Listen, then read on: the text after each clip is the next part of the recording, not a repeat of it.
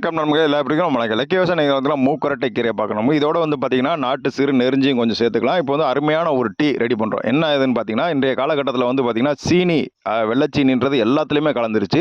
இது வந்து பார்த்தீங்கன்னா நாட்டு கொய்யா இலை, 2வது வந்து பார்த்தீங்கன்னா முருங்கைப்பூ, முருங்கை கீரை, அப்புறம் வந்து பார்த்தீங்கன்னா ஆடு திண்டா பாலை, இதெல்லாம் சேர்த்துருக்கணும் நண்பர்களே. இதெல்லாம் வந்து சேர்க்கும்போது நல்லா இருக்கும் நண்பர்களே. அதே மாதிரி பார்த்தீங்கன்னா குப்பைமேனி சேர்க்குறது. இது என்ன குடல்ல இருக்க பூச்சிகள்லாம் கிளியர் பண்ணும். இது வந்து பார்த்தீங்கன்னா தனியாக கொத்தமல்லி இதெல்லாம் இருக்கும் இந்த நண்பர்களே. அதே மாதிரி பார்த்தீங்கன்னா கொஞ்சம் லைட்டாக மிளகு கொஞ்சம் சேர்த்துக்கலாம். இது வந்து பார்த்தீங்கன்னா மூக்கரட்டை கீரையோடைய வேர், இதையும் சேர்த்துருக்கோம். இதெல்லாம் சேர்த்து நம்ம ஒரு டீ மாதிரி அருமையாக ஒரு டீ ரெடி பண்ணுறோம். கொஞ்சம் மஞ்சத்தூள் சேர்த்துக்கிறோம். இதெல்லாம் சேர்க்கும்போது வந்து பார்த்தீங்கன்னா தினமும் காலையில் இந்த ஒரு டம்ளர் நீங்கள் குடிச்சிட்டு வந்தீங்க அப்படின்னா உங்கள் உடம்புல எந்த விதமான நோய் இருக்காது. நம்மளே குடல் கொண்டு கிளியர் பண்ணிடும், பக்காவாக இருக்கும். தேவையில்லாத உடம்புல இருக்கக்கூடிய உப்புச்சத்து, அதே மாதிரி சுகர், இந்த மாதிரிலாம் கம்ப்ளீட்டாக வெளியே கிளியர் பண்ணிடுங்க. அதே மாதிரிலாம் உடம்புல வந்து பார்த்தீங்கன்னா இன்சுலின் வந்து நல்லா சுரக்கும். இன்சுலின் சுரந்தால் மட்டும்தான் வந்து சுகர் அப்பெல்லாம் கம்ப்ளீட்டாக காலி பண்ண முடியும். ஏன்னா இன்றைய காலகட்டத்தில் இந்த வெள்ளைச்சீனி இல்லாத உணவே கிடையாது நண்பர்களே. ஏன்னா நம்ம உணவை வந்து நீ மாற்ற முடியாது.